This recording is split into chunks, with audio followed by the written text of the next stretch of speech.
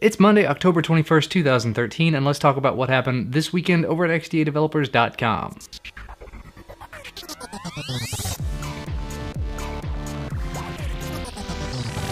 First up, a piece of news I sort of absent-mindedly overlooked in the last video. As of this Thursday, October 17th, Ubuntu for phones is now officially available in their 1.0 state, whatever you want to call it. Ubuntu 13.10 became available for the desktop, laptop, whatever else platform. And they also at the same time released Ubuntu for phones, with the targeted platforms for it being the Nexus 4 and the Galaxy Nexus. That's the GSM models of both of those. I only say that because, of course, the Verizon Galaxy Nexus, not a targeted platform. However, from what I can tell, the installer does also continue to work on the 2012 edition Nexus 7. I did go ahead and reflash mine just to make sure that it was working.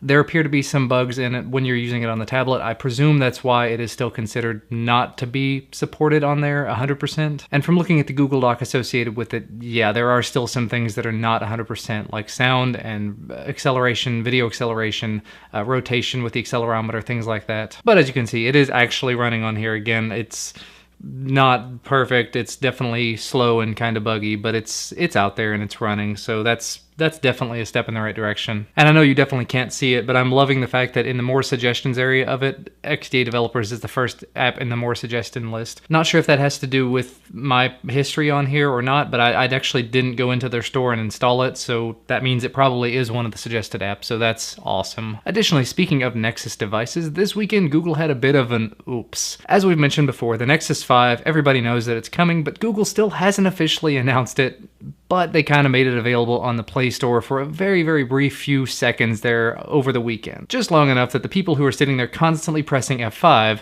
noticed it. It says that it's going to be $399 for the 16GB version. They didn't provide any real specifics on the hardware itself, except that it was 16GB, which leads us to believe that it will probably be $449 for a 32GB version, and other than that, we don't know a lot. It said something to the effect of increasing the performance and capabilities of your camera. I can't remember the specifics of it. There's an image you can find through the portal post, but realistically this does bode well, and I think almost immediately after this flub sort of happened, there were some press event invites that went out. Some sort of a press event related to Google Play coming up on the 24th, so hopefully we will know more then. And the last two stories to mention are actually updates to stories we talked about in previous videos. In the first one, we talked before about the ROM Runner SOFF for the HTC One, which was specifically targeted at the Verizon HTC One, because the Rev 1 SOFF worked for everything else.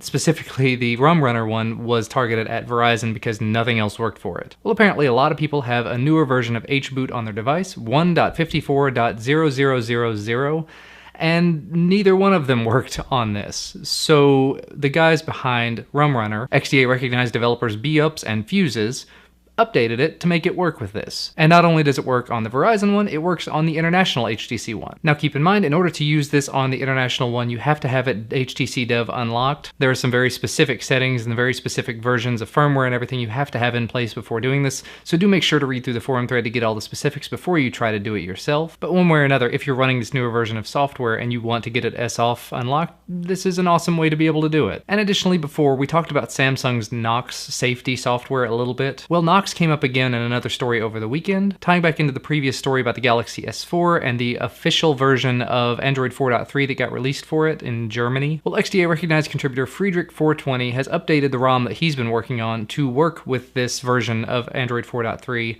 to take this ROM and build upon it and actually strip out all of the Knox stuff. So you're not going to have all of the enterprise features, you're not going to have the Samsung safe level stuff, but other than that, you're going to have the stock ROM plus all of the little things that Friedrich has put on top of it. So if you have the Galaxy S4 and you're interested in running a newer, more updated version of software on top of it, you may want to take a look at his ROM thread.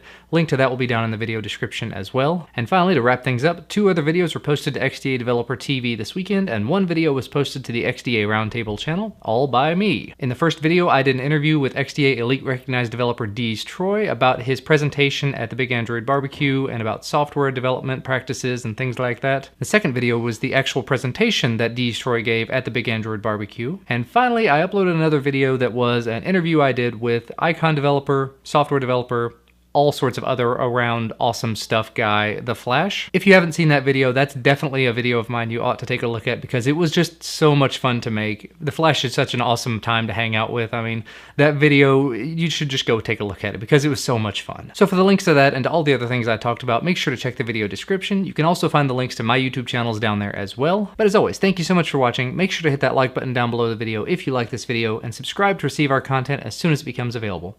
Thank you so much for watching again though, and I will see you again on Friday.